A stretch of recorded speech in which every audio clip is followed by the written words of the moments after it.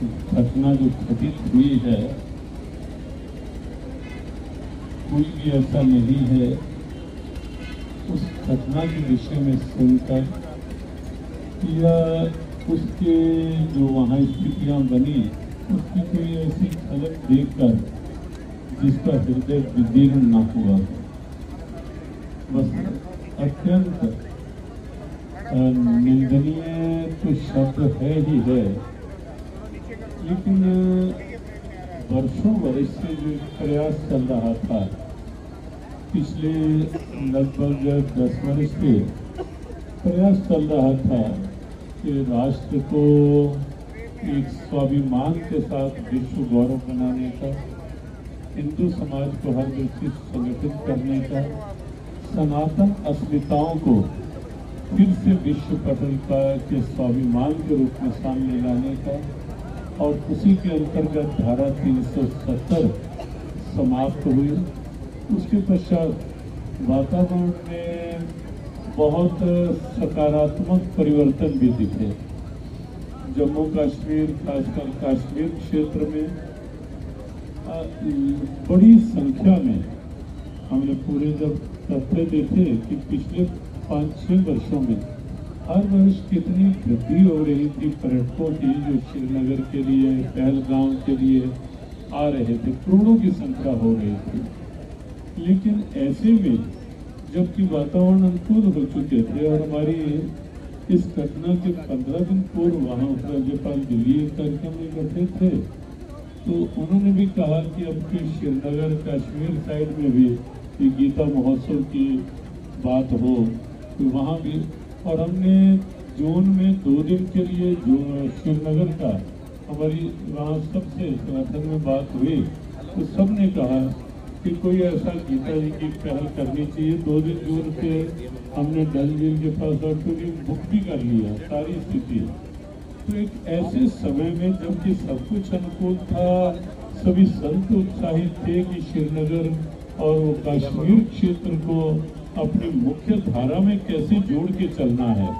वहाँ के लोगों को भी लगने लगा था, जो थोड़ा ठीक सोच रखने वाले हैं, कि पर्यटन की दृष्टि से सबके काम चलने लगे थे। लेकिन जिस ढंग से ये घटना घटित हुई है, और जैसा हमारे प्रीतम जी ने संकेत किया कि लोगों से पूछ कर ये जो सबसे एक स्थिति ये याद दिलवाती है औरंगजेब के काल की। उस समय जनेऊ देवकर और ये पूछ करके कि क्या धर्म है, और फिर पत्नी नवविवाहित था और वो साथ बैठी और ऐसे सिर पे गोली लगाई जा रही है। इस ढंग की घटना निश्चित कुछ चलता है, वो उसके प्रतिकार भी चल रहे थे, लेकिन ये घटना ऐसी नहीं है कि जिसको केवल रोष प्रदर्शन आवश्यक है, लेकिन रोष प्रदर्शन पर्याप्त नहीं है। रोष प्रदर्शन में भी हमें लगता है हर वर्ग को ये सोच करके कि ये मेरे स्वाभिमान पर चोट है, ये मेरी अस्मिता पर चोट है, हर एक को अपना भाव साथ जोड़ना होगा। वहाँ कोई संत हो सामान्य, क्योंकि हम लोग भी तो राष्ट्र के ही नागरिक हैं, राष्ट्र की माटी के हैं, तो सबको ये मानना होगा कि हमारे स्वाभिमान पर चोट है, ये आक्रमण हमारे स्वाभिमान पर आक्रमण है, हमारी अस्मिताओं को समाप्त करने का प्रयास है। और इसलिए हम सबको एक हो करके इसका विरोध तो करना ही करना है। साथ में निसंदेह भारत सरकार सजग है, और जिस ढंग से लगातार निर्णय हो रहे हैं, हमें लगता है कि स्टेप बाय स्टेप कहीं पाकिस्तान से जो संबंध विच्छेद की बातें अनेक रूपों में हुई, हरियाणा में भी ये निश्चित कर दिया गया कि 2 दिन में जो पाकिस्तानी नागरिक हैं वो यहाँ से जाएं। तो हमें लगता है कि जागरूकता का वातावरण बना है, लेकिन वो जागरूकता का वातावरण उस स्थिति तक पहुँचे कि जहाँ जिन्होंने ये कांड किया है और जो कांड के पीछे हैं, वहाँ उनको भी एक कड़े सबक मिलने ही चाहिए, ताकि विश्व को पता चले कि भारत यदि उदारता का पर्याय है, विश्व बंधुत्व की बात यदि भारत करता है, लेकिन यदि अस्मिता पर कोई नुकसान करेगा तो हम कुरुक्षेत्र की भूमि पर खड़े हैं। और कल सभी संत हमारे अगल बगल हैं, कल वहाँ एक जो चर्चा हुई अपने थल सेनाध्यक्ष, वहाँ एक जगह गीता उपदेश का चित्र और कुरुक्षेत्र के बारे में, तो उन्होंने वहीं खड़े होकर एक शपथ ली कि कुरुक्षेत्र में जैसे धर्म की बात प्रीतम जी ने कही,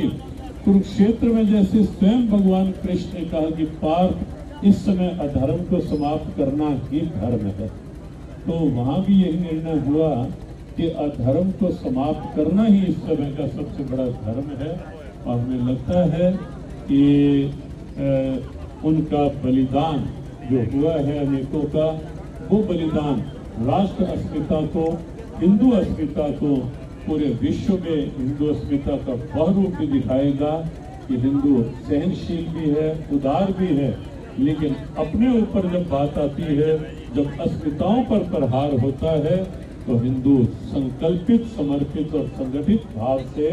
उसका बदला लेने की क्षमता भी निश्चित रखता है।